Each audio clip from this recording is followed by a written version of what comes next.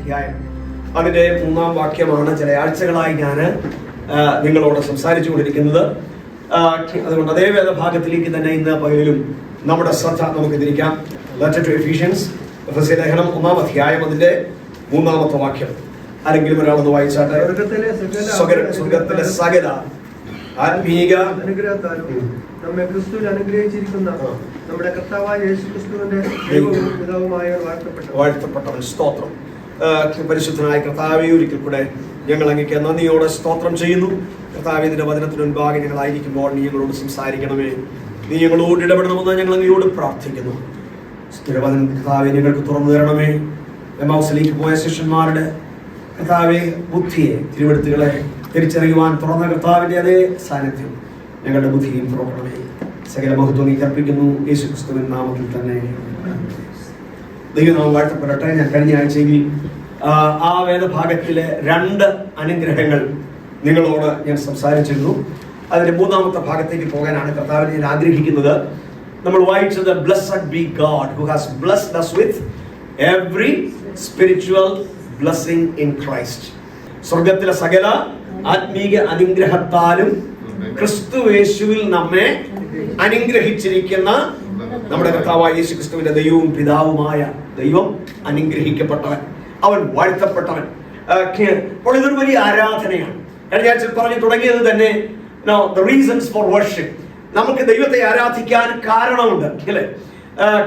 അതിലെ ഒരു ദീർഘമായ ഈ പുസ്തകത്തിന്റെ 1 മുതൽ 3 വരെയുള്ള അധ്യായങ്ങൾ ഈ പ്രാർത്ഥനയും ആരാധനയും ദൈവത്തെ സ്തുതിക്കുന്നതും പ്രാർത്ഥനയും ഒക്കെ ആയിട്ട് ഇങ്ങനെ പുരോഗമിക്കുന്നതാണ് 3 അധ്യായങ്ങൾ. അതിനൊരു കാരണം കൂടെയുണ്ട്. നമുക്കറിയാം, ഇന്ന് നമ്മുടെ എല്ലാ കൈകളിൽ വേദപുസ്തകമുണ്ട്.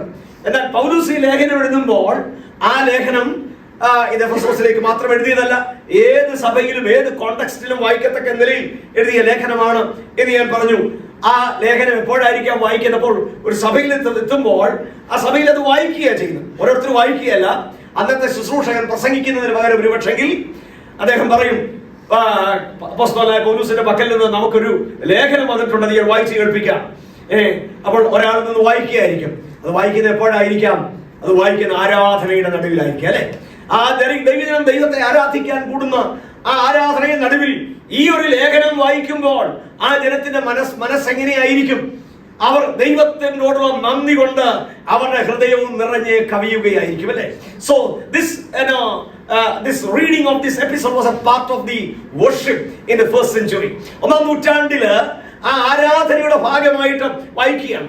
അപ്പോൾ വായിക്കുമ്പോൾ ദൈവത്തെ സ്തുതിക്കുകയാണ്, ദൈവത്തെ വാഴ്ത്തുകയാണ്. Blessed be God.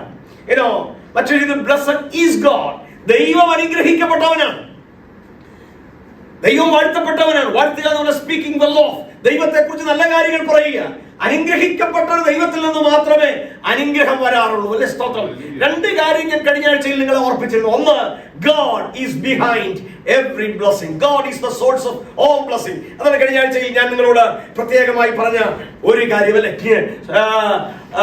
ആ 3-ാം വാക്യം മുതൽ 14-ാം വാക്യം വരെ, മാത്രമല്ല താഴേക്കും വായിക്കുമ്പോൾ എല്ലാ സെന്റൻസിന്റെയും സബ്ജക്ട് എന്തോ? സബ്ജക്ട് ദൈവമാണ്.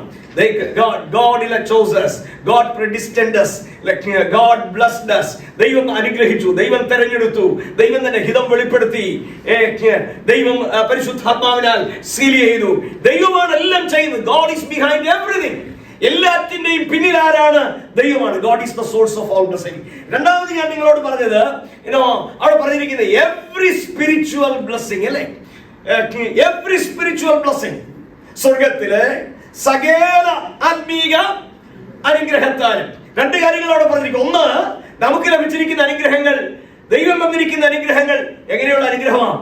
ഒന്നത് സ്പിരിച്വൽ ബ്ലെസ്സിങ്സ് ആണ്. സ്പിരിച്വൽ ബ്ലെസ്സിങ്സ് എന്ന് പറഞ്ഞാൽ the blessings through the Holy Spirit. പരിശുദ്ധാത്മാവിലൂടെ ലഭിക്കുന്ന അനുഗ്രഹങ്ങളാണ്. പരിശുദ്ധാത്മാവിന്റെ വരങ്ങളെ കുറിച്ചല്ല, ഏതെങ്കിലും സൂപ്പർ നാച്ചുറൽ ആയ കാര്യങ്ങളെ കുറിച്ചല്ല പറയുന്നത്. നമുക്ക് നൽകി തരുന്ന എല്ലാ അനുഗ്രഹങ്ങളും നമുക്ക് ലഭിക്കുന്നത് പരിശുദ്ധാത്മാവിലൂടെയാണ്. ഒരു വാക്യം നിങ്ങളെ വായിച്ച് കേൾപ്പിച്ചാൽ നിങ്ങൾക്ക് അല്പം മനസ്സിലാക്കി. ഗലാത്യ ലേഖനം ഒന്നെടുത്ത്, Galatians chapter 3 verse 14 ഒന്ന് വായിച്ച്. ഗലാത്യ ലേഖനം 3-ാം അധ്യായത്തിന്റെ the blessing of Abraham might come to the Gentiles. The blessings of Abraham must come to the Gentiles, so that we might receive the promised Spirit through faith. Through faith we must receive the promise of the Spirit. മലയാളത്തിൽ വായിച്ചേ. അബ്രഹാമിന്റെ അനുഗ്രഹം യേശു ക്രിസ്തു മൂലം ജാതികൾക്ക് വരേണ്ടതിന് ആത്മാവെന്ന വിഷയം വിശ്വാസത്താൽ പ്രാപിപ്പാൻ തന്നെ. ആത്മാവെന്ന വാഗ്ദത്ത വിഷയം നമ്മൾ വിശ്വാസത്താൽ പ്രാപിച്ചു. ആത്മാവെന്ന വാഗ്ദത്ത വിഷയം we received the Holy Spirit, which is the promise. ആത്മാവെന്ന വാഗ്ദത്ത വിഷയം നമ്മൾ പ്രാപിച്ചു. എങ്ങനെ പ്രാപിച്ചു? വിശ്വാസത്താൽ പ്രാപിച്ചു. എന്തിനു വേണ്ടിയാ വിശ്വാസത്താൽ പ്രാപിച്ചത്? ഗലാത്യ ലേഖനക്കാരൻ പറയുകയാണ്, അബ്രഹാമിന്റെ അനുഗ്രഹം ജാതികളായ നമുക്ക് വരേണ്ടതിനാണ്. അബ്രഹാമിന്റെ അനുഗ്രഹം എങ്ങനെയാ ജാതികളായി നമുക്ക് വന്നത്? വിശ്വാസത്താലാണ്. അത് പരിശുദ്ധാത്മാവെന്ന വാഗ്ദത്ത വിഷയത്തിലൂടെയാണ്. അത് യേശു ക്രിസ്തു മൂലമാണ്. Every blessing in Christ is mediated to us through the Holy Spirit. എല്ലാ ആത്മീയ അനുഗ്രഹങ്ങളും യേശുക്രിസ്തുവിലൂടെയുള്ള അനുഗ്രഹങ്ങൾ നമുക്ക് ലഭിക്കുന്നത് എങ്ങനെയാ ലഭിക്കുന്നത്? പരിശുദ്ധാത്മാവിന്റെ മീഡിയേഷനിൽ, പരിശുദ്ധാത്മാവിന്റെ മധ്യസ്ഥതയിൽ, പരിശുദ്ധാത്മാവിലൂടെ. ആത്മാവിനെ പ്രാപിക്കുക മാത്രമല്ല, അതിന് വരങ്ങൾ പ്രാപിക്കുക മാത്രമല്ല, അങ്ങനെ ലഭിക്കുന്ന അനുഗ്രഹങ്ങളുടെ പേരാണ്. ഇത് ആരാധനയാണ്, സഭായോഗമാണ്, പ്രസംഗമാണ്. എങ്കിലും ഈ വചനം അല്പം ഏറ്റവും അധികമായി നമ്മൾ ഒന്ന് മനസ്സിലാക്കാനാണ് ശ്രമിക്കുന്നത്. വേദപുസ്തകത്തിൽ ഞാൻ കഴിഞ്ഞ ആഴ്ച പറഞ്ഞല്ലോ, പുതിയ നിയമത്തിലെ കട്ടി ഭാഗത്തിലേക്കാണ് നമ്മൾ വന്നിരിക്കുന്നത്. 3 മുതൽ 14 വരെയുള്ള വാക്യം ഗ്രീക്ക് ഭാഷയിൽ ഒറ്റ സെന്റൻസ് ആയിട്ട് എഴുതി വെച്ചിരിക്കുന്ന വാക്യം. ഒരു കമന്ററിയൻ പറഞ്ഞിരിക്കുന്നത് theologically loaded and structurally complex എന്നാ പറഞ്ഞിരിക്കുന്ന സെന്റൻസുകളെ കുറിച്ച്. ഇതിനകത്ത് ലോഡ് ചെയ്തിരിക്കുന്ന തിയോളജിയും അഴിച്ചുപെറുക്കി എടുക്കാൻ കഴിയാത്ത വിധം സെന്റൻസുകൾ കോംപ്ലക്സുമാണ്. അപ്പൊ അതിനെ ഒന്ന് അഴിച്ചുപെറുക്കി നമ്മുടെ ബുദ്ധിക്ക് മനസ്സിലാകുന്ന രീതിയിൽ ഒന്ന് തന്നെങ്കിൽ മാത്രമേ ആദ്യം നമുക്കത് അനലൈസ് ചെയ്യാൻ പറ്റൂ. അപ്പം 2 കാര്യങ്ങൾ കഴിഞ്ഞ ആഴ്ച പറയുന്നു. ഒന്ന്, നമുക്ക് ഈ അനുഗ്രഹങ്ങളെല്ലാം ലഭിച്ചത് എവിടെ നിന്നാണ്? ഈ അനുഗ്രഹങ്ങളെല്ലാം നമുക്ക് ലഭിച്ചത് പിതാവിൽ നിന്നാണ്. 2 ഭാഗം പറഞ്ഞിരിക്കുകയാണ്, ഏതൊക്കെ അനുഗ്രഹങ്ങൾ നൽകി തന്നു? എവിടെയെങ്കിലും റിസർവേഷൻ ദൈവം വെച്ചോ? സ്വർഗത്തിലെ സകല ആത്മീക അനുഗ്രഹവും. അപ്പോസ്തലനായ പൗലോസ് റോമാലേഖനത്തിൽ പറഞ്ഞു, സ്വന്തം പുത്രനെ ആദരിയാതെ നമുക്കെല്ലാവർക്കും വേണ്ടി ഏൽപ്പിച്ചു തന്നവൻ അതോടുകൂടെ സകലവും നൽകാതെ ഇരിക്കുമോ? എന്തെങ്കിലും നൽകാതിരിക്കുമോ? The heaven's best, his son, he has given us. സ്വർഗത്തിന്റെ ഏറ്റവും ശ്രേഷ്ഠം സ്വന്തം പുത്രൻ അവനെ തന്നെങ്കിൽ പിന്നെ എന്തിനാ വിത്ത് ചെയ്യുന്നത്? സ്വന്തം പുത്രനെ ആദരിയാതെ നമുക്കെല്ലാവർക്കും വേണ്ടി ഏൽപ്പിച്ചു തന്നവൻ അതോടുകൂടെ സകലവും നൽകാതിരിക്കുമോ? പത്രോസിന്റെ 2-ാം ലേഖനം 1-ാം അധ്യായത്തിന്റെ 3-ാം വാക്യത്തിൽ നമ്മൾ വായിക്കുന്നത് എന്താ? അവിടെ വായിക്കുന്നത് ജീവനും ഭക്തിക്കും വേണ്ടിയത് ഒക്കെയും, everything that is needed for life and godliness. ജീവനും ഭക്തിക്കും വേണ്ടിയത് ഒക്കെയും. അപ്പൊ ദൈവത്തിൽ നിന്ന് വരുന്ന അനുഗ്രഹങ്ങൾ ടോട്ടൽ അനുഗ്രഹങ്ങളാണ്. ടോട്ടൽ അനുഗ്രഹങ്ങളാണ്. ഒരു അനുഗ്രഹവും ദൈവം പിടിച്ചു വെച്ചിട്ടില്ല. ഒരു ഭാഗം കൂടെ അവിടെ വ്യാഖ്യാനിച്ചിട്ട് ഞാൻ അടുത്ത ഭാഗത്തിലേക്ക് പോകാം. അടുത്ത പറഞ്ഞിരിക്കുന്നത് കഴിഞ്ഞ എന്റെ മുമ്പിലത്തെ ആഴ്ച ഞാനൊന്ന് ചെറുതായിട്ടൊന്ന് പറഞ്ഞു പോയതാണ്. എവിടുന്നാണ് ഈ അനുഗ്രഹങ്ങളെല്ലാം വരുന്നത്? എവിടെ നിന്നുള്ള അനുഗ്രഹങ്ങളാ? സ്വർഗത്തിലെ അനുഗ്രഹങ്ങൾ, അല്ലെ? സ്വർഗത്തിലെ സകല ആത്മീക അനുഗ്രഹങ്ങളാലും. അത് കൂടുതൽ വിശദീകരിക്കാനായിട്ട് ഇപ്പോൾ എന്റെ മുമ്പിൽ സമയം തികയുന്നില്ല. അദ്ദേഹത്തിന്റെ മറ്റൊരു ബൈബിൾ ക്ലാസ്സിൽ കൂടുതൽ വിശദീകരിച്ച് പറയുന്നതായിരിക്കും നല്ലത്. എങ്കിലും എന്തായി സ്വർഗത്തിലെ അനുഗ്രഹങ്ങൾ? ചില ആഴ്ചകൾക്ക് മുമ്പ് ഞാൻ പറഞ്ഞതുപോലെ നമ്മളെല്ലാം സ്വർഗത്തിൽ പോകാനിരിക്കുന്നവരല്ലേ? സ്വർഗീയ വിളി കൊണ്ടാണ് ദൈവം നമ്മളെ വിളിച്ചത്. നമ്മൾ വായിക്കുന്ന നമ്മുടെ പൗരത്വമോ സ്വർഗത്തിലാകുന്നു. അവിടെ നിന്ന് കർത്താവായ യേശുക്രിസ്തു രക്ഷിതാവായി വരുമെന്ന് നാം കാത്തിരിക്കുന്നു. അപ്പൊ അങ്ങനെയെങ്കിൽ ഈ അനുഗ്രഹങ്ങൾ ഭാവിയിൽ നമ്മൾ അനുഭവിക്കാനുള്ള അനുഗ്രഹങ്ങളെ കുറിച്ചാണോ പറയുന്നത്? അങ്ങനെയല്ല പറയുന്നത്. ആ വാക്യം പറയുന്നത് എന്നാ? സ്വർഗത്തിലെ സകല ആത്മീയ അനുഗ്രഹങ്ങളാലും നിങ്ങളെ പിന്നീട് അനുഗ്രഹിക്കുമെന്നാണോ പറഞ്ഞിരിക്കുന്നത്? ഇവിടുത്തെ കഷ്ടതയും പ്രയാസങ്ങളും എല്ലാം തീർന്നു കഴിയുമ്പോൾ സ്വർഗത്തിലെ അനുഗ്രഹങ്ങൾ നിങ്ങൾ അനുഭവിക്കുമെന്നാണ് പറഞ്ഞിരിക്കുന്നത് എന്താ? You are blessed. നിങ്ങൾ അനുഗ്രഹിക്കപ്പെട്ടിരിക്കുകയാണ്. ഞാനിത് ഫോക്കസ് ചെയ്യാൻ ആഗ്രഹിക്കുന്ന മറ്റൊരു കാര്യമാണ്. അവിടെ ഇങ്ങനെ പറഞ്ഞു പോകുന്നത്, എങ്ങനെയാണ് അനുഗ്രഹിക്കപ്പെട്ടിരിക്കുന്നത്? സ്വർഗത്തിലെ സകല ആത്മീക അനുഗ്രഹങ്ങളാലും. അപ്പൊ അത് പ്രസന്റ് ആണോ, പാസ്റ്റ് ആണോ, ഫ്യൂച്ചർ ആണോ? That is present, അല്ലേ? Not about future benefits, future blessings that we are going to experience. നമ്മൾ അനുഭവിക്കാൻ പോകുന്ന ഭാവിയിലെ അനുഗ്രഹങ്ങളെ കുറിച്ചല്ല പറയാണ്. ഇന്ന് നിങ്ങളെ സ്വർഗത്തിലെ ദൈവം അനുഗ്രഹിച്ചിരിക്കുന്നത് സ്വർഗത്തിലെ സകല ആത്മീയ അനുഗ്രഹങ്ങളാലുമാണ്. അപ്പോസ്തലനായ പൗലോസ് നിരവധി ലേഖനങ്ങളിൽ പറഞ്ഞിരിക്കുന്ന ഒരു ഭാഗമായി. എന്നാൽ ഈ എഫേസ്യ ലേഖനത്തില് ഈ സ്വർഗത്തിലെ heavenly places നിങ്ങളുടെ വേർഷനിൽ നിങ്ങൾ എഴുതിയിരിക്കുന്നത് ഇത് വായിച്ചേ. All praise to God, the Father of our Lord Jesus Christ. Father of our Lord Jesus Christ, who has blessed us with every spiritual blessing in the heavenly realms. In the heavenly realms. What's the difference? Not in the heavenly places. അങ്ങനെയും ചില വേർഷനുകൾ കാണുമായിരിക്കാം. ചില വർഷങ്ങളിൽ ഒന്നുമില്ല. ചിലർ in the ഹെവൻലീസ് എഴുതിയിട്ടുണ്ടോ? സ്വർഗത്തിലെ, സ്വർഗം എന്ന സ്ഥലത്തെ അല്ല, വേറൊരു സ്വർഗീയമായ സകല ആത്മീക അനുഗ്രഹങ്ങളാലും.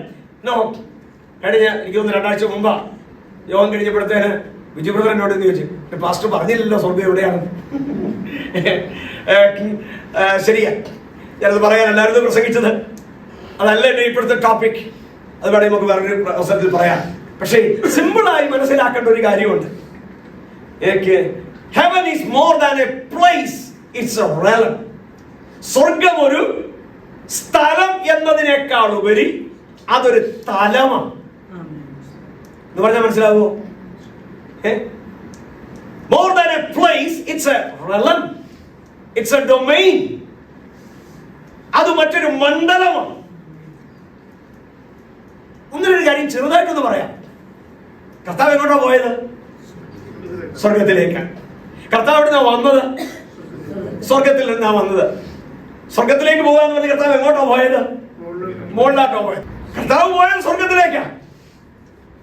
കർത്താവ് വന്നത് സ്വർഗത്തിൽ നിന്നാ. നമ്മൾ പോകാനിരിക്കുന്നത് സ്വർഗത്തിലേക്കാ. അപ്പൊ സ്വർഗം എത്രത്തോളം ദൂരത്തിലാണ്?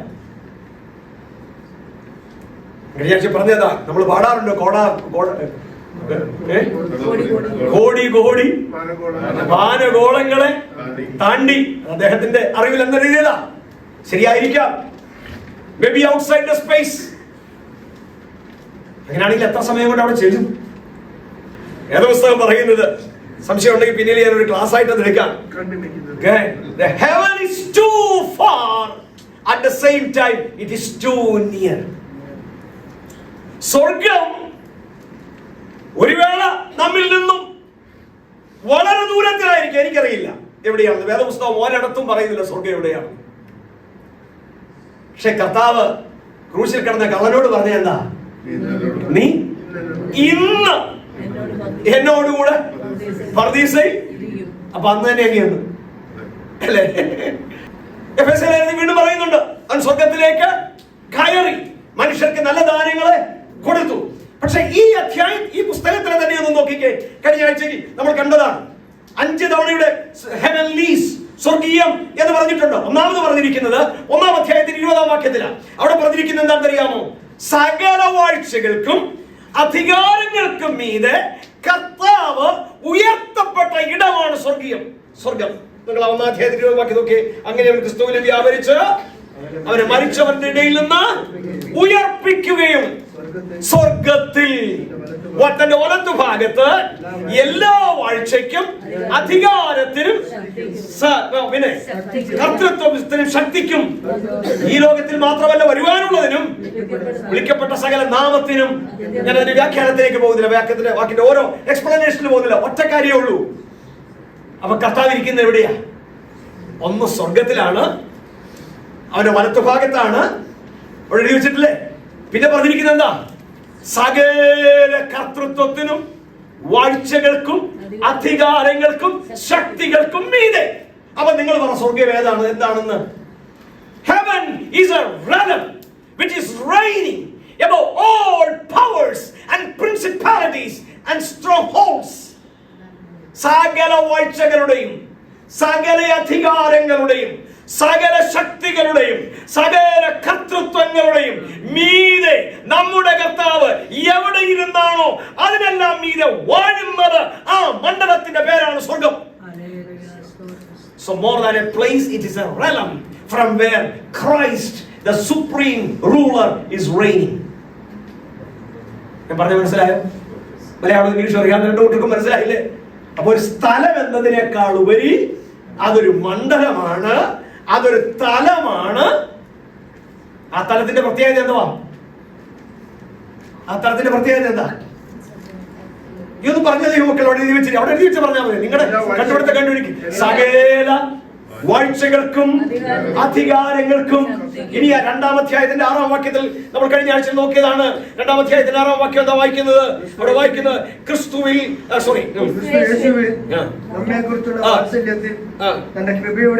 മലയാളത്തിൽ 7-ാം വാക്യത്തിലാണ്. കൃപയുടെ അത്യന്തം വരും കാലങ്ങളിൽ കാണിക്കേണ്ടതിന് ക്രിസ്തു യേശുവിൽ അവനോടുകൂടെ ഉയർത്തെഴുന്നേൽപ്പിച്ച്. അപ്പൊ നമ്മളെ ഇരുത്തിയിരിക്കുന്നത് എവിടെയാ? ഇരുത്തുമെന്നല്ല പറഞ്ഞിരിക്കുന്നത്. അപ്പൊ അത് പ്രസന്റ് ആണോ, ഫ്യൂച്ചർ ആണോ, പാസ്റ്റ് ആണോ, ഏതാ? അപ്പൊ ഇപ്പൊ നമ്മളെ ഇരുത്തിയിരിക്കുന്നത് എവിടെയാ? സ്വർഗത്തിൽ ക്രിസ്തുവിനോടുകൂടെ. 1-ാം അധ്യായത്തിൽ എന്താ വായിച്ചത്? ക്രിസ്തു എവിടെയായിരിക്കുന്നത്? സകല വാഴ്ചകൾക്കും. അപ്പൊ ക്രിസ്തുവിനോടുകൂടെ സ്വർഗത്തിൽ നമ്മെ ഇരുത്തിയിരിക്കുന്നെങ്കിൽ നമ്മളുടെ അനുഭവം എന്തുവാ? നമ്മൾ പ്രാപിക്കുന്ന നന്മകൾ എവിടുന്ന? നമ്മൾ പ്രാപിക്കുന്ന അനുഗ്രഹങ്ങൾ എവിടെ നിന്നാ? ഇനി വീണ്ടും 3-ാം അധ്യായത്തിലേക്ക് വരുമ്പോൾ മറ്റൊരു റെവലേഷൻ എവിടെയുണ്ട്? 10-ാം വാക്യത്തില് അവിടെ വായിക്കുന്നത് ഇങ്ങനെയാണ്: അങ്ങനെ ഇപ്പോൾ സ്വർഗത്തിൽ വാഴ്ചകൾക്കും അധികാരങ്ങൾക്കും ദൈവത്തിന്റെ ബഹുവിധമായ ജ്ഞാനം അവൻ നമ്മുടെ കർത്താവായ യേശുക്രിസ്തുവിൽ നിവർത്തിച്ച അനാദി നിർണയപ്രകാരം സഭ മുഖാന്തരം അറിവായിരുന്നു.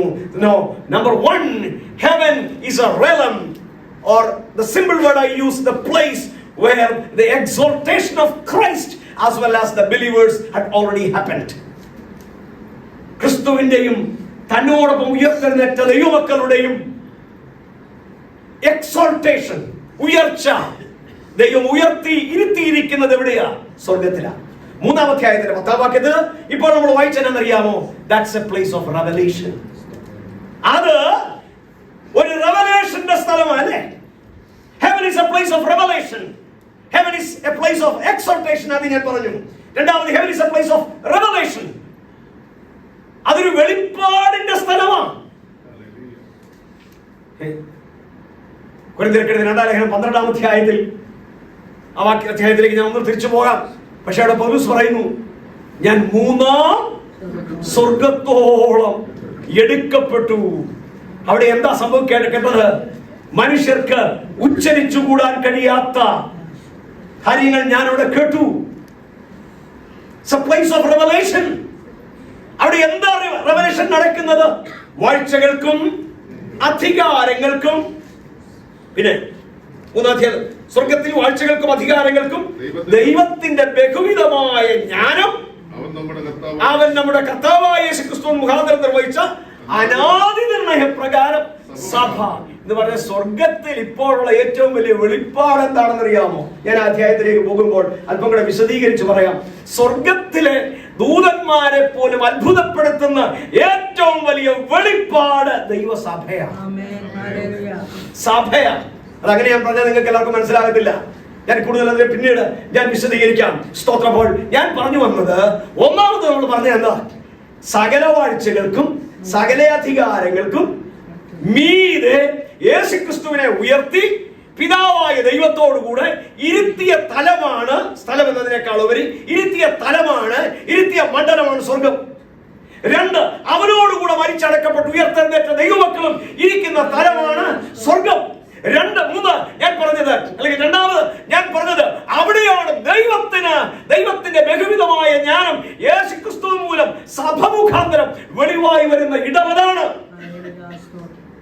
നീ 6-ാം അധ്യായത്തിലേക്ക് പോകുമ്പോൾ അല്പം കൂടെ താഴെ ഒരു സ്വർഗത്തെ കുറിച്ച് പറയുന്നുണ്ട്.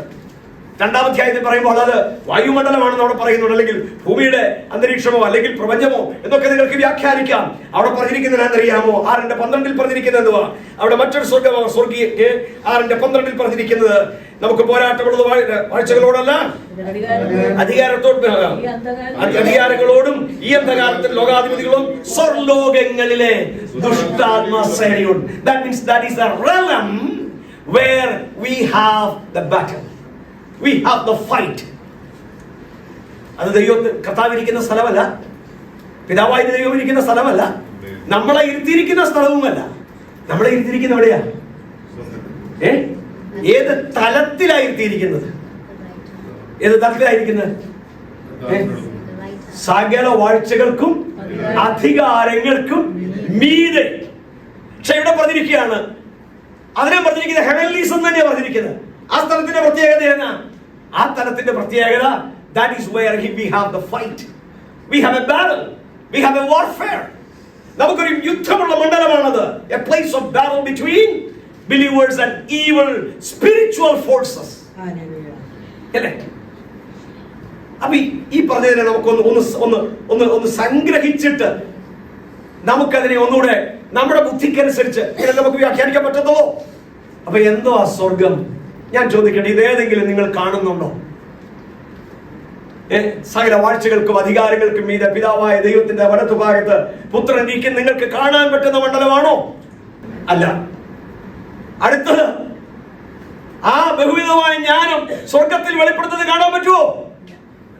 പൗലോസ് പറയുന്ന, ക്രിസ്തുവിൽ ഒരു മനുഷ്യനെ ഞാൻ അറിയുന്നു, ശരീരത്തോടെയോ ശരീരം കൂടാതെയോ എന്ന് ഞാൻ അറിയുന്നില്ല. അവൻ 3-ാം സ്വർഗത്തോളം എടുക്കപ്പെട്ടു. അല്ലേ? യോഹന്നാനോട് പറഞ്ഞു സ്വർഗം തുറന്നു. യോഹന്നാനോട് പറഞ്ഞു ഇവിടെ കയറി വരിക. പക്ഷേ ഞാൻ ചോദിക്കട്ടെ, പൗലോസിന് അതൊരു റിയാലിറ്റി ആയിരുന്നു? അതോ അത് വെറും ഒരു വൈൽഡ് ഇമാജിനേഷൻ ആയിരുന്നു? അതൊരു ഹാലൂസിനേഷൻ ആയിരുന്നു? അതും ഒരു മതിഭ്രമമായിരുന്നു? മനസ്സിന്റെ ഒരു വിഭ്രാന്തിയായിരുന്നു? ഇങ്ങനെയാണെങ്കിൽ തിരുവഴുത്തിൽ എഴുതി വെക്കുമായിരുന്നു? ഇല്ല. It was a reality to Paul. It was a reality to John. It's a reality to Jesus. അങ്ങനെയെങ്കിൽ what is the heavenly realm? I define it like this. It's not a physical location, but it's a spiritual, invisible reality where God is reigning, where God is ruling, where God is ultimately exercising His absolute power. ദൈവം താൻ പരമാധികാരിയായി തന്റെ സർവാധികാരങ്ങളും വിനിയോഗിക്കുന്ന, ഭരണം നടത്തുന്ന, മറ്റൊന്നിനും കടന്നു ചെല്ലാൻ കഴിയാത്ത സകല അധികാരങ്ങളുടെയും വാഴ്ചകളുടെയും മീതെ ദൈവം താൻ ദൈവമായിരിക്കുന്ന മണ്ഡലമാണ് സ്വർഗം. മനസ്സിലായോ? അപ്പൊ അതൊരു സ്പിരിച്വൽ റിയാലിറ്റിയാണ്, അതൊരു ആത്മീക യാഥാർത്ഥ്യമാണ്. It's an invisible world, but പക്ഷെ ഒരു ദൈവവൈതലിനെ സംബന്ധിച്ചിടത്തോളം അതൊരു ആത്മീക യാഥാർത്ഥ്യമാണ്. അപ്പൊ നമ്മുടെ പ്രത്യേകത എന്താ? പൗലോസിന്റെ ലേഖനങ്ങളെല്ലാം വായിക്കുമ്പോൾ മനസ്സിലാകുന്ന ഒരു കാര്യമുണ്ട്. സ്തോത്രം. We are living in a 2-dimensional വേൾഡിന്റെ കാര്യമല്ലേ ഞാൻ പറഞ്ഞു. 2-dimensional പറയുമ്പോൾ അല്ലെങ്കിൽ അർത്ഥം മാറിപ്പോകും. നമ്മൾ 2 മണ്ഡലങ്ങളിലാണ് ജീവിക്കുന്നത്. ഒന്ന്, നമ്മൾ ജീവിക്കുന്ന ഒരു യഥാർത്ഥ മണ്ഡലമുണ്ട്, അല്ലെ? സോറി, യഥാർത്ഥം എന്ന് പറഞ്ഞാൽ ഭൂമി നമ്മൾ കാണുന്ന ഒരു ദൃശ്യമണ്ഡലം. മറ്റൊന്ന് ഒരു അദൃശ്യ മണ്ഡലം. ഒരു ദൈവവൈതലിനെ സംബന്ധിച്ചിടത്തോളം കൂടുതൽ യാഥാർത്ഥ്യം ഏതാ? ആ സ്വർഗീയ മണ്ഡലമാണ്. സ്തോത്രം. ആ സ്വർഗീയമായ മണ്ഡലമാണ് കർത്താവിനെ. ഞാൻ ഒന്നും നിങ്ങൾക്ക് മനസ്സിലാക്കാൻ വേണ്ടി വേറെ ഒരു അർത്ഥത്തിൽ പറയാം. ഈ മീതെ, എല്ലാറ്റിനും മീതെ ഇരിക്കുക എന്ന് പറഞ്ഞു. എല്ലാറ്റിനും മീതെ ഇരിക്കുക എന്ന് പറഞ്ഞാൽ ഏറ്റവും ഉയർത്തിയിരിക്കുകയാണെന്നോ അതിന്റെ അർത്ഥം? നമ്മുടെ കർത്താവ് മരിച്ചു, അടക്കപ്പെട്ടു, ഉയർത്തെഴുന്നേറ്റു. പിന്നെ അവനെ കുറിച്ച് വായിക്കുന്ന എന്നാ? മരണത്തിന് അവന്റെ മേൽ അധികാരം ഉണ്ടായിരുന്നില്ല. ഞാൻ പറഞ്ഞത് പറയാം, ഞാൻ ഈ പുസ്തകത്തിൽ തന്നെ വ്യാഖ്യാനിക്കാം പിന്നീട്. മരണത്തിന് അവന്റെ മേൽ. അപ്പൊ കർത്താവ് മരിച്ചു, അടക്കപ്പെട്ടു, ഉയർത്തെഴുന്നേറ്റ് വന്നത് ഏത് ലോകത്തിലേക്കാ വന്നത്? പീലാത്തോസ് ഉള്ള ലോകത്തിലേക്കല്ലേ? അല്ലേ? ഹെരോദാവുള്ള ലോകത്തിലേക്കല്ലേ? മഹാപുരോഹിതന്മാരുള്ള ലോകത്തിലേക്കല്ലേ? സന്നദ്രി സംഘമുള്ള ലോകത്തിലേക്കല്ലേ? പരീശന്മാരുള്ള ലോകത്തിലേക്കല്ലേ? അവനെ ക്രൂശിക്കാനായിട്ട് ഏൽപ്പിച്ചു കൊടുത്ത എല്ലാവരോടില്ലേ? അല്ലേ? അവനെ അടക്കിയവരോടില്ലേ? പക്ഷെ ഉയർത്തെഴുന്നേറ്റ് വന്നവന്റെ പ്രത്യേകത എന്താ? ഉയർത്തെഴുന്നേറ്റ് വന്നവന്റെ പ്രത്യേകത എന്താ? എല്ലാറ്റിനും മീതെ. മനസ്സിലായില്ലേ? അപ്പോൾ ദൈവമക്കളെ, രോഗം ഉണ്ടായിരിക്കുന്നത് ഒരു കാര്യം, അതിന്റെ മീതെ ഒന്ന് വാഴാൻ കഴിയുന്നത് മറ്റൊരു കാര്യമാണ്. തകർച്ചകൾ ഉണ്ടായിരിക്കുന്നത് ഒരു കാര്യമാണ്, അതിന്റെ മീതെ ഒന്ന് നിൽക്കാൻ കഴിയുന്നത്. അതാ പൗലോസ് പറയുന്നത്, I can do all things through Christ who strengtheneth me. എന്നെ ശക്തനാക്കുന്നവൻ മുഖാന്തരം ഞാൻ സകലത്തിലും മതിയാകും. അപ്പൊ ദൈവവചനം എടുത്തിരിക്കുന്നത് എവിടെയാണെന്ന് അറിയാമോ? എല്ലാറ്റിന്റെയും ഫിസിക്കലി മുകളിലാണെന്നല്ല, സ്പെഷ്യലി മുകളിലാണെന്നല്ല. മറ്റുള്ളവർക്കുള്ള സാഹചര്യം നിനക്കുണ്ട്, മറ്റുള്ളവർക്കുള്ള തകർച്ച നിനക്കുണ്ട്, മറ്റുള്ളവർക്കുള്ള രോഗം നിനക്കുണ്ട്, മറ്റുള്ളവർക്കുള്ള നിരാശ നിനക്കുണ്ട്, മറ്റുള്ളവർക്കുള്ള ഭാരം നിനക്കുണ്ട്. പക്ഷെ ഞാനും നീ അനുഭവിക്കുന്ന സന്തോഷം, ഞാനും നീ അനുഭവിക്കുന്ന നന്മകൾ, ഞാനും നീ അനുഭവിക്കുന്ന അനുഗ്രഹങ്ങൾ അതിന് മീതെ വാഴുന്ന ഒന്നാണ്. സണ്ണി ബ്രദർ പാടിയില്ലേ, വൻപിച്ച ലോകത്തിര കമ്പം തീരുവോളവും മുൻപും പിൻപുമായവൻ അൻപോട് എന്നെ നടത്തും. യേശുവിന്റെ അടിസ്ഥാനം. എനിക്ക് തോന്നുന്നു ആ പാട്ടെടുത്തത് PV തൊമ്മി എന്ന് പറയുന്ന ദൈവദാസനാണെന്ന് എനിക്ക് തോന്നുന്നു, എന്റെ ഓർമ്മ ശരി. I don't remember exactly. പക്ഷെ അദ്ദേഹത്തിന്റെ ജീവിതത്തിന്റെ അവസാന നാളുകൾ താൻ പൂർണ്ണമായി കിടപ്പിലായിരുന്നെന്ന്. ആ കിടക്കയിൽ കിടന്നുകൊണ്ടാണ് എഴുതുന്നത്. ഇപ്പോഴും ജീവിതത്തിന്റെ അടിസ്ഥാനം എന്തുവാ? ക്രിസ്തുവാ. എന്റെ ഓരോ ലൈനുകളും എത്ര അർത്ഥവത്തായാണെന്നറിയാം. ഓരോ സ്റ്റാൻസുകളും കൂട്ടത്തിൽ ഇരുന്ന് പാടുന്നതിനേക്കാൾ നല്ലതൊന്ന് ഒറ്റയ്ക്കിരുന്ന് പാടുന്നതാണ്. രോഗം എന്നെ പിടിച്ച് എന്റെ ദേഹം ക്ഷയിച്ചാലും പിന്നെ വേഗം വരും എന്നാഥൻ എന്റെ ദേഹം പുതുതാക്കിടാൻ. വൻപിച്ച ലോകത്തിര കമ്പം തീരുവോളം. ലോകത്തിന്റെ വൻതിരകൾ. നമ്മളെല്ലാം പോയിട്ടില്ലേ ബീച്ചിൽ? എപ്പോഴെങ്കിലും തിരയടങ്ങിയ ഒരു തീരം നിങ്ങൾ കണ്ടിട്ടുണ്ടോ? എന്റെ ആ തീരത്തിന്റെ പ്രത്യേകത, ഒരു തിര വരും, അടുത്തത് അതിനേക്കാൾ വേഗത്തിൽ വരും, അത് മാറുമ്പോൾ അടുത്തത് വരും. സ്തോത്രം. എത്ര ഭാവനാസമ്പന്നമായിട്ടാണ് കവി എഴുതിയിരിക്കുന്ന, പാട്ടുകാരൻ എഴുതിയിരിക്കുന്നത്. ലോകത്തിന്റെ കഷ്ടങ്ങളും പ്രയാസങ്ങളും ഒക്കെ ഒരു ദൈവവൈതലിന്റെ നേരെ ധീരത്തെ കടിക്കുന്ന ഇൻസസന്റ് ആയി അണന്റിങ് ആയിട്ട് അടിക്കുന്ന തിരകളെ പോലെയാ. അങ്ങനെ തിരകൾ അടിക്കുമ്പോഴും മുൻപും പിൻപും കാവൽ നിന്ന് എന്നെ നടത്തുന്ന ഒരു ദൈവത്തിന്റെ സാന്നിധ്യമുണ്ട്. അപ്പൊ ദൈവവൈതലേ, ഞാനും നിങ്ങളും അനുഭവിക്കുന്ന സ്വർഗത്തിനോ സകല ആത്മീയ അനുഗ്രഹങ്ങളും എവിടെ നിന്നുള്ളതാണെന്നാ പറഞ്ഞത്? സ്വർഗത്തിലെ സകല ആത്മീയ അനുഗ്രഹങ്ങളും. That means, simple meaning is from a different plane, from a different realm. സ്തോത്രം. ഇനി പറയാൻ ആഗ്രഹിച്ച കാര്യത്തിലേക്ക് പോകാൻ സമയമില്ല. ഒരു കാര്യം അടുത്ത ഭാഗമാണ് ഞാൻ വിശദീകരിക്കാനായിട്ട് ആഗ്രഹിക്കുന്നത്. സ്തോത്രം. ഇവിടെ പറഞ്ഞിരിക്കുന്ന സ്വർഗത്തിലെ സകല ആത്മീയ അനുഗ്രഹത്താലും പിന്നെ ഇവിടെ അനുഗ്രഹിച്ചിരിക്കുന്നത് ഇൻ ക്രൈസ്റ്റ്, ക്രിസ്തുവിൽ നമ്മെ അനുഗ്രഹിച്ചിരിക്കുന്ന. ഞാൻ അതാണ് ഫോക്കസ് ചെയ്യാൻ ആഗ്രഹിച്ചത്. ഇൻ ക്രൈസ്റ്റ്, ക്രിസ്തുവിൽ. ഈ ഭാഗം പഠിക്കുമ്പോൾ ഒന്നാമത്തെ ആയതിന് 1-ാം വാക്യത്തിൽ തന്നെ അപ്പോസ്തലനായ പൗലോസ് വിശ്വാസികളെ വിളിക്കുന്നതിനാണെന്ന് നോക്കിക്കേ. ദൈവസ്ഥത്താൽ ക്രിസ്തുയേശുവിന്റെ അപ്പോസ്തലനായ പൗലോസ് എഫെസോസിലുള്ള വിശുദ്ധന്മാരും ക്രിസ്തുവിൽ വിശ്വാസികളുമായവർക്ക്. കൊരിന്ത്യർക്ക് എഴുതിയ 1-ാം ലേഖനം 1-ാം വാക്യം എടുക്കണ്ട.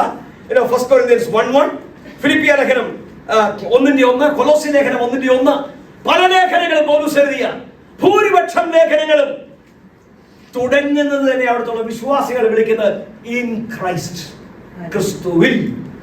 ഇനി നിങ്ങൾ നോക്കിയാൽ കഴിഞ്ഞ ആഴ്ച ഞാൻ സൂചിപ്പിച്ചാണ് 3-ാം വാക്യം മുതൽ 14-ാം വാക്യം വരെ ഒറിജിനൽ ഭാഷയിൽ 11 തവണയാണ് പറഞ്ഞിരിക്കുന്നത് in Christ, in Christ, in Christ Jesus, in the beloved, in him, in whom, അവനിൽ, ക്രിസ്തുവിൽ, പ്രിയനായവനിൽ. ദാറ്റ് മീൻസ് ഈ അധ്യായം മുഴുവനും ഇത്രയും അധികം ആ പദം ആവർത്തിച്ചിരിക്കുന്ന പദമില്ല. ഒന്നുകൂടെ ഞാനൊരു സ്റ്റാറ്റിസ്റ്റിക്കൽ കാര്യം പറഞ്ഞാൽ, ഈ എഫേസ്യ ലേഖനത്തിലെ 6 അധ്യായങ്ങളിൽ ഇൻ ക്രൈസ്റ്റ് അല്ലെ തത്തുല്യമായ ഇൻ ഹിം എന്നോ ഇൻ ദ ബിലവഡ് എന്നോ ഞാൻ പറഞ്ഞല്ലോ, പ്രിയനായവനെന്നോ അവനിൽ നിന്നോ ക്രിസ്തുവിലെന്നോ യേശുവിലെന്നോ ക്രിസ്തു യേശുവിലെന്നോ കർത്താവായ യേശുവിലെന്നോ ഒക്കെയുള്ള പദം 6 അധ്യായങ്ങളിൽ 32 തവണ പറഞ്ഞിട്ടുണ്ട്. 32 times. പൗലോസിന്റെ 13 ലേഖനങ്ങളിൽ, എബ്രായ ലേഖനം വാക്യാ പറയുന്നത്, 13 ലേഖനങ്ങളിൽ 164 തവണയാണ് പറഞ്ഞിരിക്കുന്നത്. നിങ്ങൾ വെളിയിൽ ആരോടെങ്കിലും ചോദിക്കുക, നിങ്ങൾ ആരാണെന്ന് ചോദിച്ചാൽ നിങ്ങൾ എന്ത് പറയും? ഞാനൊരു ക്രിസ്ത്യാനിയാണെന്ന് പറയും അല്ലേ? അല്ലേ പറയുന്നത്? I am a Christian. ചിലർ നമ്മളോട് ചോദിക്കാറുണ്ടല്ലേ, അറിയേ ക്രിസ്ത്യൻ? നമ്മൾ അങ്ങനെയല്ലേ ഐഡന്റിഫൈ ചെയ്യാറുള്ളത്? നമ്മുടെ ഐഡന്റിറ്റി എന്തുവാ? നമ്മളൊരു ക്രിസ്ത്യാനിയാണ്. പക്ഷെ നിങ്ങൾക്കറിയാമോ വേദപുസ്തകത്തിൽ എത്ര തവണ ക്രിസ്ത്യാനി എന്ന് പറഞ്ഞിട്ടുള്ളൂ? 1 2 പ്രാവശ്യം, 3 തവണ മാത്രമേ പറഞ്ഞിട്ടുള്ളൂ. അത് പറഞ്ഞേക്കുന്നത് നല്ല അർത്ഥത്തിലല്ല. അന്ത്യോക്യയിൽ വെച്ച് ശിഷ്യന്മാർക്ക് ക്രിസ്ത്യാനികളെന്ന് അവരിട്ട പേരല്ല, കളിയാക്കി വിളിച്ച പേരാ. അതേ അർത്ഥത്തിലാണ് പത്രോസും പറയുന്നത്. ക്രിസ്ത്യാനിയായിട്ട് കഷ്ടം സഹിക്കുമ്പോൾ അതൊരു ഡെറോഗേറ്റീവ് ടേമാണ്. കളിയാക്കി വിളിച്ച, അബ്യൂസ് ചെയ്ത് വിളിച്ച ഒരു പേരാണ്. നമ്മളത് ഫണ്ടമെന്റലിസ്റ്റ്, ഭീകരവാദി എന്ന് പറയുന്നത് പോലെ ഒരു പദമാണ് ക്രിസ്ത്യൻ. പൗലോസ് ഒരിക്കൽ പോലും തന്നെ കുറിച്ച് ക്രിസ്ത്യൻ എന്ന് പറഞ്ഞിട്ടില്ല. പിന്നെ പൗലോസ് തന്നെ കുറിച്ച് പറഞ്ഞ പദം എന്നാണെന്ന് അറിയാമോ? ഞാൻ മുമ്പേ പറഞ്ഞു, 2 Corinthians chapter 12 അതിന്റെ 2-ാമത്തെ വാക്യം, കൊരിന്ത്യർക്ക് എഴുതിയ 2-ാം ലേഖനം അതിന്റെ 2-ാമത്തെ വാക്യമായി പറയുന്നത് അറിയാമോ? ക്രിസ്തുവിൽ ഒരു മനുഷ്യനെ ഞാൻ അറിയുന്നു. I know a man in Christ. ഞാൻ ക്രിസ്തുവിൽ ഒരു മനുഷ്യനെ അറിയുന്നു. അതാണ് പൗലോസിന്റെ ഐഡന്റിറ്റി. പൗലോസ് പറയും, who are you? പൗലോസ് ചോദിച്ചാൽ പൗലോസ് തിരിച്ചു പറയുന്നത് ഐ എം എ ക്രിസ്ത്യൻ എന്നല്ല പൗലോസ് പറയുന്നത്. പൗലോസ് പറയുന്നത് I M a man in Christ. ഞാൻ ക്രിസ്തുവിൽ ഒരു മനുഷ്യനാണ്. പൗലോസിന്റെ ലേഖനങ്ങൾ ഞാൻ പറഞ്ഞല്ലോ 164 തവണ ആവർത്തിച്ച് പറഞ്ഞിരിക്കുന്ന ഒരു കാര്യം. കൊരിന്ത്യർക്ക് 2-ാം ലേഖനം തന്നെ നമ്മളൊന്ന് എടുത്താൽ 1 2 ഭാഗം മാത്രം വേഗത്തിൽ ഒന്ന് ചൂണ്ടിക്കാണിച്ചിട്ട് ഞാൻ ഇതിന്റെ 1 2 ചിന്തകളിലേക്ക് മാത്രം മതി ഇന്ന് പകലത്തെ ഈ മെസ്സേജ് ഞാൻ അവസാനിപ്പിക്കാം. 5-ാം അധ്യായം എടുത്തേ, 2 Corinthians chapter 5 വേഗത്തിൽ എടുത്താട്ടെ. എല്ലാവരുടെ കയ്യിൽ ബൈബിൾ ഉണ്ടല്ലോ, തുറന്ന് നോക്കണേ. സ്തോത്രം. ഞാനിത് ഇതൊരു ലേഖനത്തിലെ സ്റ്റഡി ആവുകൊണ്ട് പറഞ്ഞിട്ടൊക്കെ വേദപുസ്തകത്തിലുണ്ടോ, രൂത്തിന്റെ കാര്യം പറഞ്ഞു പോലെയോ മറ്റേതെങ്കിലും പഴയ നിമിത്തര ഭാഗം പറഞ്ഞു നമ്മളൊരു ചരിത്രം പറഞ്ഞു പോവുകയോ ഒരു സംഭവങ്ങളുടെ നിരന്തരം പറഞ്ഞു പോവുകയല്ല. അതിന്റെ 5:17 വായിച്ച് 2 Corinthians chapter 5. Therefore, if any man is in Christ, be in Christ, is in Christ, he is a new creation. He is a new creation. ഒരുവൻ ക്രിസ്തുവിൽ ആയാൽ. അപ്പൊ നോക്കിക്കേ, പുതിയ സൃഷ്ടി ആരാ? In Christ. In Christ. അതിന്റെ 18-ാം വാക്യം നോക്കിക്കേ, 19-ാം വാക്യം, അതിന്റെ 19-ാം വാക്യം. In Christ God, He in Christ God reconciled the world to him. അല്ലേ? ലോകത്തെ ക്രിസ്തുവിൽ തന്നോട് നിരപ്പിച്ച് പോന്നു. 20-ാം വാക്യം ഒന്ന് നോക്കിക്കേ. Therefore we are ambassadors for Christ. Then As though God were pleading through us. We implore you on Christ's behalf. Be reconciled to God. മലയാളത്തിൽ അവനിൽ ദൈവത്തിന്റെ നീതി ആകേണ്ടതിന് 21 വായിച്ചു. പാപമറിയാത്തവനെ അവനിൽ ദൈവത്തിന്റെ നീതി. നോക്കിക്കോ, ഒരു അധ്യായത്തിൽ തന്നെ കണ്ടിന്യൂസ് ആയ വാക്യങ്ങളിൽ പറയാണ് പുതിയ സൃഷ്ടി ആരാ? അവനിൽ. അല്ലെ? ഒരുവൻ ക്രിസ്തുവിലായാൽ അവൻ പുതിയ സൃഷ്ടിയാകുന്നു. 19 വാക്യത്തിൽ വായിച്ചത് എന്താ? 19 വാക്യത്തിൽ വായിച്ചത് ക്രിസ്തുവിൽ തന്നോട് നിരപ്പിക്കുകയാണ്. 20 വാക്യത്തിൽ 21 വാക്യത്തിൽ വായിച്ചത് അവനിൽ ദൈവത്തിന്റെ നീതി ആകേണ്ടതിന്. 18 വാക്യം വായിക്കും വീണ്ടും ക്രിസ്തു മൂലം ദൈവത്തോട് നിരപ്പിച്ചു. നോക്കിക്കേ, സ്തോത്രം. ഞാൻ തിരിച്ചു പോകട്ടെ. സ്വർഗത്തിലെ സകല ആത്മീക അനുഗ്രഹത്താലും വന്നത് എവിടുന്ന? സ്വർഗത്തിൽ നിന്നാണ്. തന്നതാര? പരിശുദ്ധാത്മാവാണ്. പരിശുദ്ധാത്മാവിലൂടെയാണ്. അതെ, തന്നതാര? പിതാവായ ദൈവമാണ്. അത് ലഭിക്കുന്നത് എവിടെയാ? When we are in Christ. പൗലോസിന്റെ മറ്റൊരു ചിന്തയുണ്ട്. പൗലോസ് പറയുന്നുണ്ട്, പ്രത്യേകിച്ച് റോമാലേഖനം 5-ാം അധ്യായത്തിലും 6-ാം അധ്യായത്തിലും വായിക്കുമ്പോൾ, now what is our original identity? We are in Adam. ആദാമിൽ. ആദാമിൽ എല്ലാവരും മരിക്കുന്നത് പോലെ ക്രിസ്തുവിൽ എല്ലാവരും ജീവിപ്പിക്കപ്പെടും. We are in Adam. നമ്മുടെ ഒറിജിനൽ ഐഡന്റിറ്റി ഏതിലാ? The fallen humanity. In Adam. പക്ഷേ ആദ്യത്തെ ആദാം, അല്ലെ, ഒന്നാമത്തെ ആദാം മരണത്തിന് കാരണക്കാരനായി. ഏകന്റെ ലംഘനത്താൽ മരണവും, അല്ലെ, പാപവും പാപത്താൽ മരണവും ലോകത്തിലേക്ക് കടന്നു.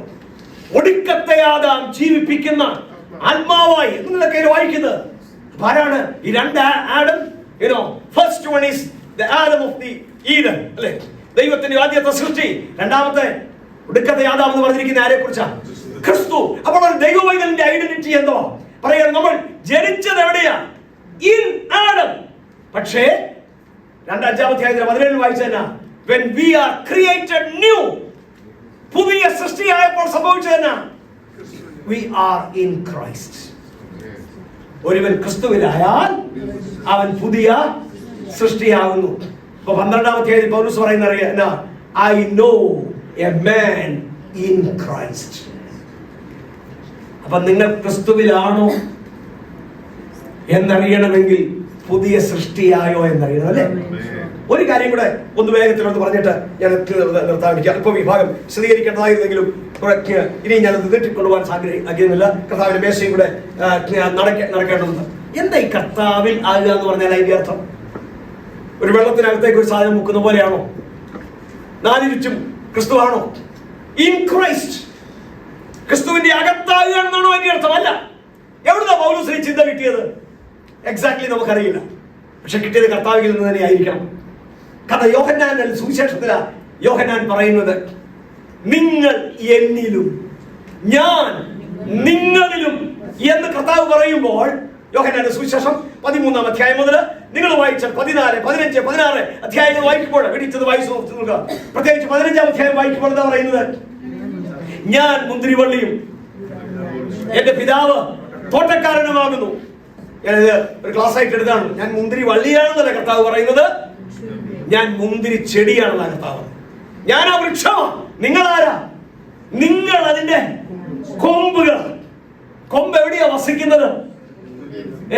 കൊമ്പ് മലയാള ഭാഷയിൽ പറഞ്ഞാൽ മുന്തിരി വള്ളിയിൽ വസിച്ചിട്ടല്ലാതെ അതിന് ഫലം കായ്ക്കാൻ കഴിയാത്തതുപോലെ നിങ്ങൾക്കും എന്നിൽ വസിച്ചിട്ടല്ലാതെ ഫലം കായ്ക്കാൻ കഴിയില്ല. അപ്പൊ ഒരു കൊമ്പ് മുന്തിരി വള്ളിയുടെ എവിടെയാ നിൽക്കുന്നത്? അകത്താണോ? അകത്താണോ? അല്ല. പിന്നെന്താ? പിന്നെ എങ്ങനെ അത് മുന്തിരി വള്ളിയിൽ ആയിരിക്കുന്നത്? The living union. മനസ്സിലായില്ലേ? ഇതിന് കിട്ടുന്ന സാപ്പ് എവിടുന്ന് വരുന്ന? ഇതിനെടുത്ത വെള്ളം എവിടുന്ന് വരുന്ന? മുന്തിരിയിൽ നിന്ന് വരുന്നത്, മുന്തിരിച്ചെടിയിൽ നിന്നാ വരുന്നത്. ഇതിനെടുത്ത ഫുഡ് എവിടുന്ന? ആ മെയിൻ തടിയിൽ നിന്ന്, വൃക്ഷത്തിൽ നിന്നാ വരുന്നത്. ഇതിന് ലഭിക്കുന്നത് എല്ലാം എവിടുന്നാ കിട്ടുന്നത്? അതിന്റെ കാരണം എന്നാ? അവിടെയുള്ള യൂണിയൻ എങ്ങനത്തെ യൂണിയനാ? ലൈഫ് ഷെയർ ചെയ്യുന്ന യൂണിയനാ, അല്ലേ? പറയുന്നുണ്ടോ? മനസ്സിലാവുന്നുണ്ടോ ദൈവമക്കളെ? അപ്പൊ ഇവിടെ ഞാൻ പറഞ്ഞു വന്ന ഈ ബ്രാഞ്ച് മുന്തിരി ചെടിയിലാണെന്ന് പറഞ്ഞാൽ അതിന്റെ അർത്ഥം എന്താ? There is a relation between that branch and the stem. ആ സ്റ്റെമ്മും ബ്രാഞ്ചും തമ്മിൽ ഒരു ബന്ധമുണ്ട്. എന്നാ ബന്ധം? A life sharing relationship. പറഞ്ഞു മനസ്സിലായോ? പൗലോസ് പറയാ, ഞാൻ ജീവിക്കുന്നത് ക്രിസ്തുവിലാകുന്നു. എന്നിൽ വെളിപ്പെടുന്നത് അവന്റെ ജീവനാകുന്നു. എന്റെ ബലഹീനതയിൽ ഞാൻ ശക്തിപ്പെടുന്നത് അവന്റെ ശക്തിയിലാകുന്നു. ഞാൻ ആകുന്നത് അവന്റെ കൃപയാലാകുന്നു. എന്നോടുള്ള അവന്റെ കൃപ വ്യർത്ഥമാകുന്നില്ല. എന്നിൽ ജീവിക്കുന്നത് ക്രിസ്തുവാകുന്നു. അപ്പൊ അതാ ഇൻ ക്രൈസ്റ്റ് എന്ന് പറഞ്ഞാൽ, അപ്പൊ ചുരുക്കി പറഞ്ഞാൽ, ക്രിസ്തുവിനോടുള്ള ഈ ലൈഫ് ഷെയറിംഗ് റിലേഷൻഷിപ്പ് ഉണ്ടെങ്കിൽ മാത്രമേ ക്രിസ്തുവിനോടുള്ള അനുഗ്രഹങ്ങൾ നിങ്ങൾക്ക് ലഭിക്കുകയുള്ളൂ. അപ്പൊ ഓർക്കണം, ഇന്നത്തെ അനുഗ്രഹദാതാക്കൾ ക്രിസ്തുവിനെ കൂടാതെയുള്ള അനുഗ്രഹങ്ങൾ നിങ്ങൾക്ക് നൽകി തരുമ്പോൾ ഓർക്കണം, അത് പിതാവിൽ നിന്നുള്ള സ്വർഗീയമായ ആത്മീയ അനുഗ്രഹങ്ങൾ അല്ല എന്ന് ഓർക്കണം. യഥാർത്ഥ അനുഗ്രഹം എവിടുന്ന് വരണം? പിതാവിൽ നിന്ന്, ക്രിസ്തു മുഖാന്തരം, പരിശുദ്ധാത്മാവിലൂടെ സ്വർഗത്തിൽ നിന്ന് വരണം. Praise the Lord. അതാ അനുഗ്രഹം. If any man be in Christ, ക്രിസ്തുവിൽ നമ്മെ അനുഗ്രഹിച്ചിരിക്കുന്നു. അപ്പൊ ക്രിസ്തു തരുന്ന അനുഗ്രഹങ്ങൾ, സ്തോത്രം. ഒന്നിനോട് വാക്കുകൾ കൂടെ പറഞ്ഞ വേഗത്തിൽ ഈ വാക്കുകൾ അവസാനിപ്പിക്കട്ടെ. അപ്പൊ അതാണ് ക്രിസ്തുവിലെ അനുഗ്രഹം കേട്ടോ. അപ്പൊ ക്രിസ്തുവുമായുള്ള ബന്ധത്തിൽ, ആ ലൈഫ് ഷെയറിംഗ് റിലേഷൻഷിപ്പിൽ നമ്മിലേക്ക് പരിശുദ്ധാത്മാവ് മൂലം ലഭിക്കുന്ന അനുഗ്രഹങ്ങൾ. ഇനി ഒന്ന് വേഗത്തിൽ പറഞ്ഞ് ഞാൻ അവസാനിപ്പിക്കാം. ഏതൊക്കെയാണ് അനുഗ്രഹങ്ങൾ എന്ന് വേഗത്തിൽ ഒന്ന് നോക്കിക്കാട്ടെ. കഴിഞ്ഞ ആഴ്ച നമ്മളൊന്ന് വായിച്ചു പോയതാണല്ലോ. എങ്കിലും 4-ാം വാക്യം മുതൽ നാം അവന്റെ സന്നിധിയിൽ വിശുദ്ധരും നിഷ്കളങ്കരും ആകേണ്ടതിന് അവനിൽ തെരഞ്ഞെടുത്തു. ഇലക്ഷൻ ഇൻ ഹിം, അല്ലേ? Election in him. ഫസ്റ്റ് കുറച്ചുകൂടെ അവിടെ വായിച്ചു പോകുമ്പോഴത്തേന് ക്രിസ്തുയേശു മുഖാന്തരം ദത്തെടുക്കേണ്ടതിന് അവൻ പ്രിയനായവനിൽ നമുക്ക് സൗജന്യമായി നൽകിയതിന്റെ കൃപാ മഹത്വം. God's purpose and God's election in him, God's grace and God's redemption in him. All things in heaven and on earth are summed up in Christ. We hope in Christ. We heard the word in Christ. We are sealed by the Holy Spirit in Christ. മലയാളത്തിൽ പറയാം, താഴേക്ക് വ്യക്തിനോ അവനിൽ നമ്മെ തെരഞ്ഞെടുത്തു, പിന്നെ അവനിൽ നമുക്ക് സൗജന്യമായി കൃപ നമുക്ക് നൽകി, അവനിൽ നമ്മെ മുൻനിയമിച്ചു, അവന്റെ രക്തത്താൽ അവനിൽ നമ്മെ വീണ്ടെടുത്തു, പാപമോചനം നമുക്ക് അവനിൽ നൽകി തന്നു, പിന്നെ അവന്റെ മുൻനിർണയം, അവന്റെ ഹിതത്തിന്റെ മർമ്മം അവനിൽ നമ്മോട് വെളിപ്പെടുത്തി, പിന്നെ ക്രിസ്തുവിൽ എല്ലാം ഒന്നായി ചേർക്കുന്ന ദൈവത്തിന്റെ വ്യവസ്ഥ നമുക്ക് കാണിച്ചു തന്നു, അവനിൽ നമുക്ക് അവകാശം തന്നു, അവനിൽ നമുക്ക് ആശ വെക്കാനുള്ള പ്രാപ്തി തന്നു, അവനിൽ നിങ്ങൾക്ക് രക്ഷയെക്കുറിച്ചുള്ള സുവിശേഷം കേൾക്കാൻ ഭാഗ്യമുണ്ടായി, അവനിൽ തന്റെ മഹത്വത്തിന്റെ പുകഴ്ചയ്ക്കായി അവകാശത്തിന്റെ അച്ചാരമായ വാഗ്ദത്തത്തിന്റെ പരിശുദ്ധാത്മാവിനാൽ അവനിൽ മുദ്രയിട്ടു. ഇച്ചിരി ഡീപ്പാണല്ലേ? ജൽപ്പം കൊണ്ട് പോകണം, അല്ലെങ്കിൽ നമുക്കൊരു രസം തോന്നത്തില്ലല്ലേ? മാത്രമല്ല, ഈ അനുഗ്രഹങ്ങളൊക്കെ പറഞ്ഞാൽ എങ്ങനെയാ ശരിയാകുന്നത്? ഇതാണോ അനുഗ്രഹം? സ്തോത്രം. ഒരു വാക്ക് പറഞ്ഞ് നിർത്തട്ടെ. തുടങ്ങിയത് എവിടെ നിന്നാ? തെരഞ്ഞെടുപ്പിൽ നിന്നാ, അല്ലേ? അതെന്നാ തുടങ്ങിയത്? അപ്പൊ അതിന്റെ അർത്ഥം കാലഗണനയ്ക്കപ്പുറത്ത്, സമയം കൊണ്ട് തീർക്കാൻ കഴിയാത്ത, അളക്കാൻ കഴിയാത്ത ഒരു അനാദിനിത്യതയിൽ തുടങ്ങി. ഇനി എന്നാ അത് അവസാനിക്കുന്നത്? സ്വർഗത്തിലും ഭൂമിയിലുമുള്ള സകലവും ക്രിസ്തുവിൽ ഒന്നായി ചേർന്നിട്ടുള്ള നിത്യതയിൽ.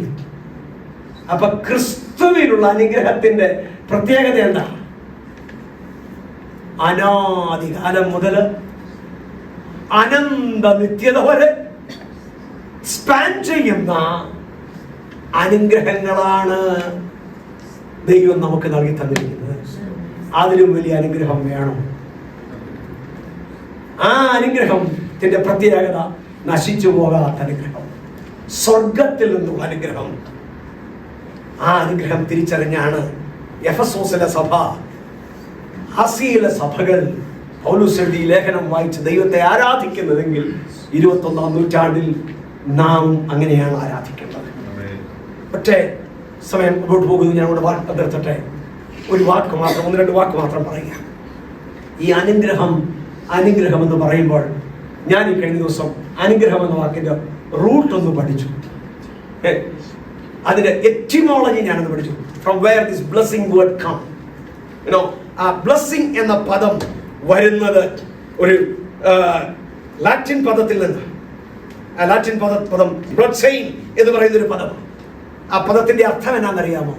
Consecrate or make holy by applying blood.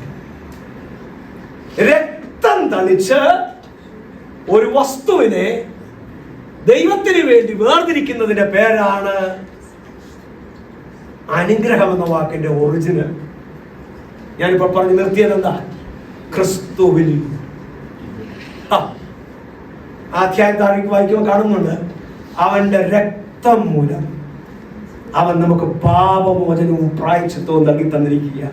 അങ്ങനെയെങ്കിൽ ഈ അനുഗ്രഹത്തിന്റെ എല്ലാം കാരണം എന്താണെന്ന് അറിയാമോ? സ്വർഗത്തിലെ സകല ആത്മീയ അനുഗ്രഹങ്ങളും നമ്മിലേക്ക് പകരാനുള്ളൊരു കാരണം നാം അറിയാതെ നമ്മുടെ മനസാക്ഷിയിൽ ഒരു രക്തം തളിക്കപ്പെട്ടു. ഏതാണ് ആ രക്തം? 2000 വർഷങ്ങൾക്കപ്പുറത്ത് കാൽവറിയിലെ ക്രൂശിൽ ചൊരിഞ്ഞ നിർദോഷവും നിഷ്കളങ്കവുമായ കുഞ്ഞാടിന്റെ വിലയേറിയ രക്തം. So blessing, the original meaning is not immense wealth that you are receiving. The original meaning is sprinkling the blood and setting apart for a holy purpose.